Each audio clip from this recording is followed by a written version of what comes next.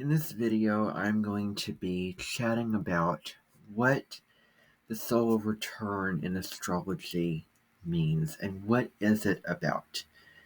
Basically, the solar return is your astrological birthday, your birthday in astrology. So you were born on, a specific month, day, and year at a certain place at a certain time in that place. And so your sun sign was at a certain degree in minute when you were born. Whenever the sun hits that same degree in minute a year later that it was in your natal chart, that is called a solar return. Now, this corresponds to any planet. When any planet hits that same degree in minute as it is in your natal chart, it makes for a return. That planet is returning to how it was in your birth chart. And this is, individual. This is looking at predictive astrology. This is sort of in that wheelhouse. And, countries can also have birth charts. For example, the U.S. was born in 1776, metaphorically speaking, or it just where the Revolutionary War, Declaration of Independence, all those things happening, and so the U.S. had its Pluto return in the year of 2022, and it came around several different times. And so Pluto, the planet of death, rebirth, transformation, destruction, and evolution, came back to the same degree and minute, but especially just looking at it from just the degree standpoint, it came back to that same degree as it was when the U.S. was, began, officially. It came back to that same degree, um, as it was when, the U.S. got started. I think looking at the degree and minute is probably more critical and more important if you're looking at a planet like Pluto or Uranus or Neptune, because those are more generational, they are slower moving, they have much more of a collective impact. And so that degree and minute, the minute with the degree becomes more important. But I think with the solar return, with the sun changing signs, roughly every 30 days, then I would say looking at the degree and the minute. For your sun when it returns, when you have your return, your new year, new beginning. So you're born during a certain sign, during a certain season, and between the signs of Aries through Pisces. And so you're going to be experiencing your return on your birthday or around your birthday. It can depend. Some years it's the day before or a day or two after. And you're looking at that straggler day, which is February 29th. I don't know why there's an extra day, and it comes around every 4 years, and there's a leap year. I just don't understand that. But it's so interesting. So you can have your soul return the day, after, for example, and the sun can hit that same degree and minute after the actual day that you were born. So this shows your year ahead. The soul return acts as a new beginning. And it sort of shows based off of your soul return chart, because you can calculate a chart. And this video is more, information based. Maybe sometime I'll do another video, showing you, the visuals of how this looks, and maybe get more personal with my solar return chart. But it sort of shows what influences you'll be experiencing, what experiences will, occur in your life, what will happen in your life, what will, the situations, people, places, events that you'll be experiencing and that you'll be in and what will be happening based off of astrological significations and influences in your solar return chart, which you can calculate. So, it shows those influences. And so, it's how do you want to shine this year? Because the sun deals with your ego. It deals with your individuality, where the spotlight is on you. And it deals with, just sort of conscious awareness and you being an individual. So how do you want to shine this particular year as an individual? And so a couple of different things with the chart. You want to look to your natal chart placements. The chart placements in your soul return chart become really important, including the sun, the moon, and the rising sign. Those are the three. I like to think the astrological trinity or something like that. Where the Father, Son, Holy Ghost, that kind of thing like that. But so the moon shows sort of emotional nature and sort of how you'll show up, emotionally, how you'll express those emotions, how you'll be feeling, how you need to be nurtured. The moon is very feminine, deals with instincts, intuition. So it sort of shows those kind of qualities and how they're going to be for you that particular year. And the rising sign is sort of how you put yourself out into the world, your connection to situations in your life and circumstances, your environment sort of maybe indicates the, body type, in astrology, generally, obviously, there is, genetics, and, let's, draw the boundary on that. But the ascendant can also show physical features, and it sort of shows, physical features of yourself. And it also shows the kind of soul path and soul, direction where you're sort of being guided toward or, ascending toward, rising toward in this lifetime, and what your soul is moving toward and what your soul signed up for in this lifetime to become. And there's several other astrological factors with that, such as, the North Node, for instance. But it shows that. And then the sun is your ego. So,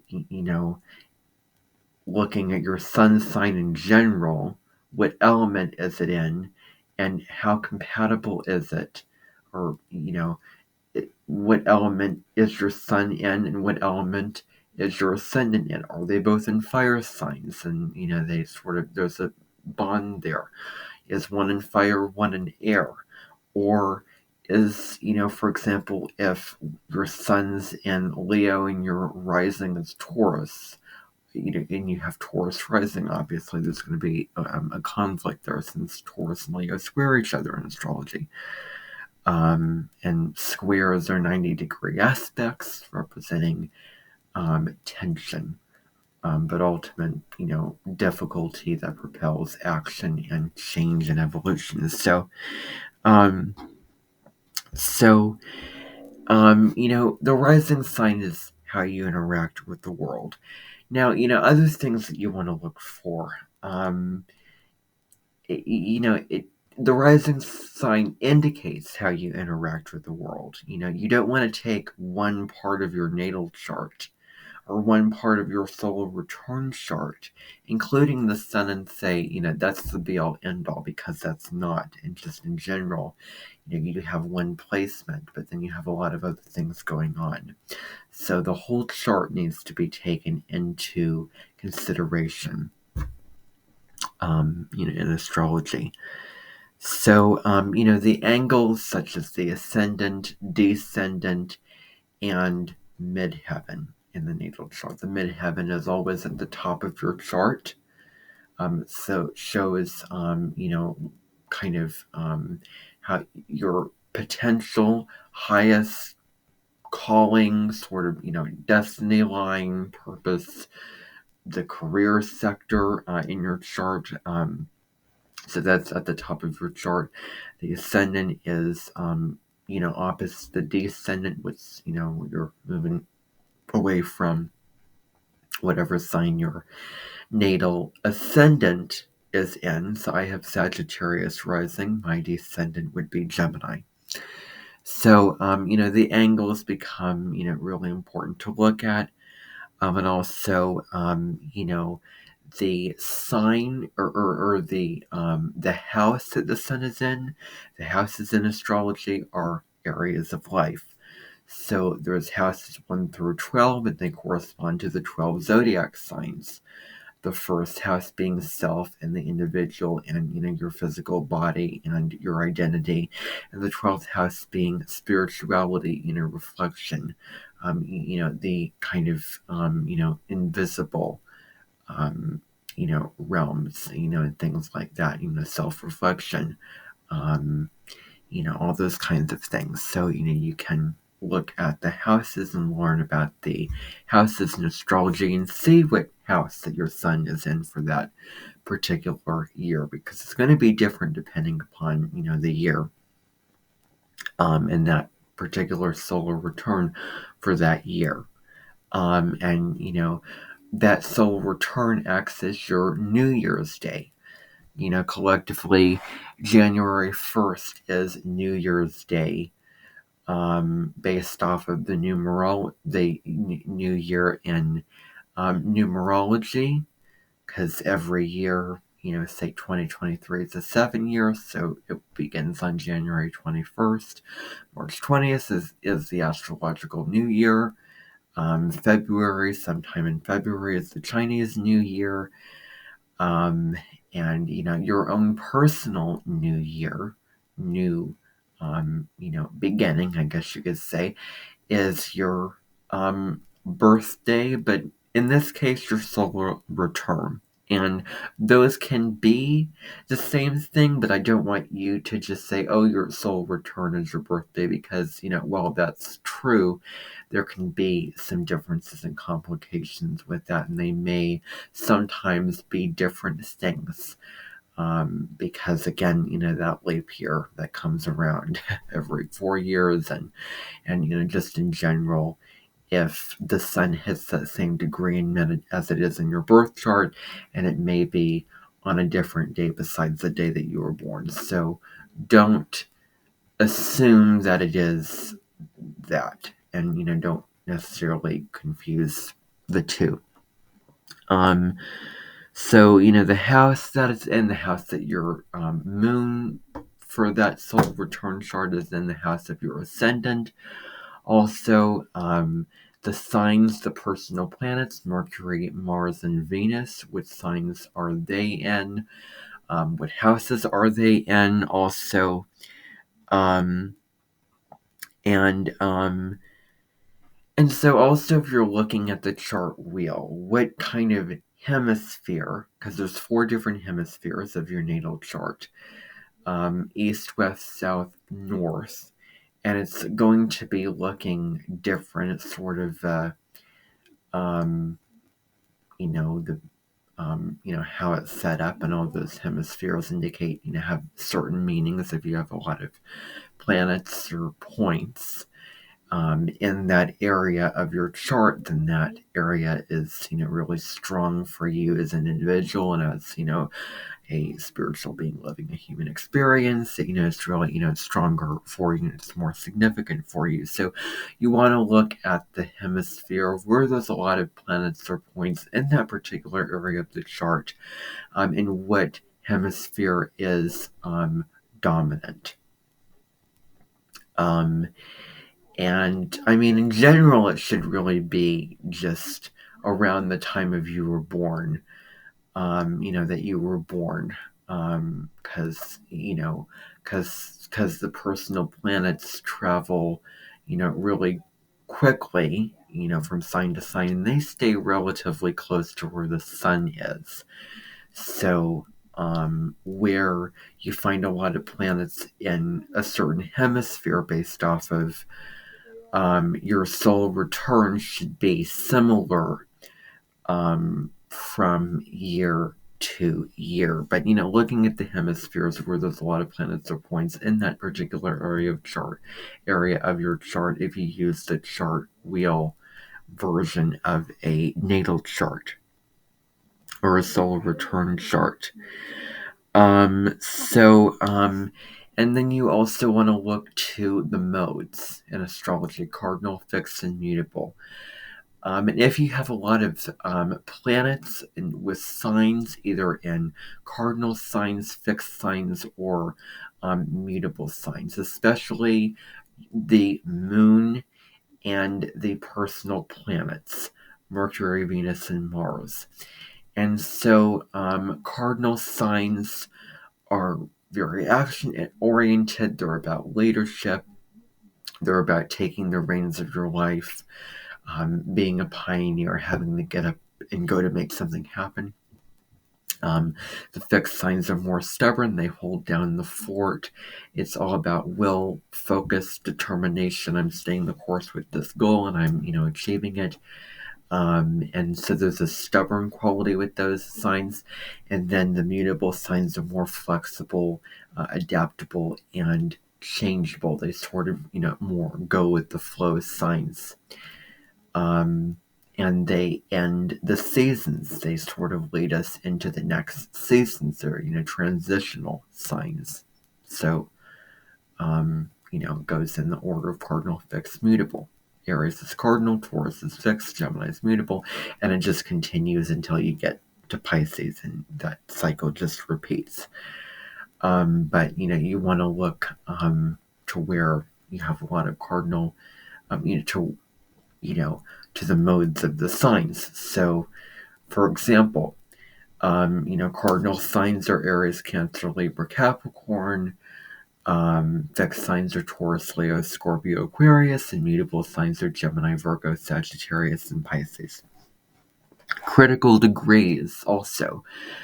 I was reading around, seeing different kind of, interpretations, from different astrologers, and on, Cafe Astrology, it did say, the author, the writer of that particular site recommended looking at the critical degrees. So this would be 0 degree and then the 29th degree, because there's 29 degrees within a given sign. The planet, when it's transiting through a sign, it begins at 0 degrees and then it ends at the 29th degree.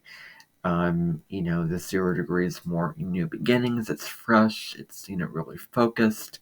It really is intensifying or heightening that energy where it's really, really strong. And then the 29th degree is more transitional, ending. You're sort of, know this area of life really well, and you're moving into something new, and the 29th degree is really intense. It can be volatile.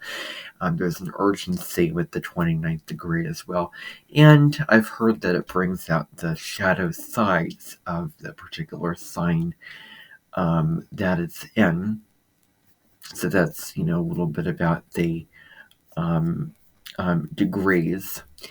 And so, you want to look, because when you have a planet, in a sign in a particular degree, let's say the early degrees. Obviously, it's a brand new area of life, and there's a lot of lessons to learn of where you need to evolve and where you need to grow more.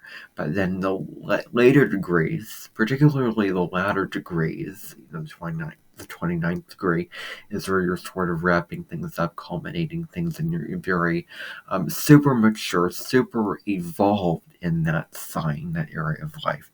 So, that's just a little thing there about that. Um, and so also, you can celebrate your soul return however you want to, because it is, your birthday, and the sun represents you and the individual and what you want to do in your life.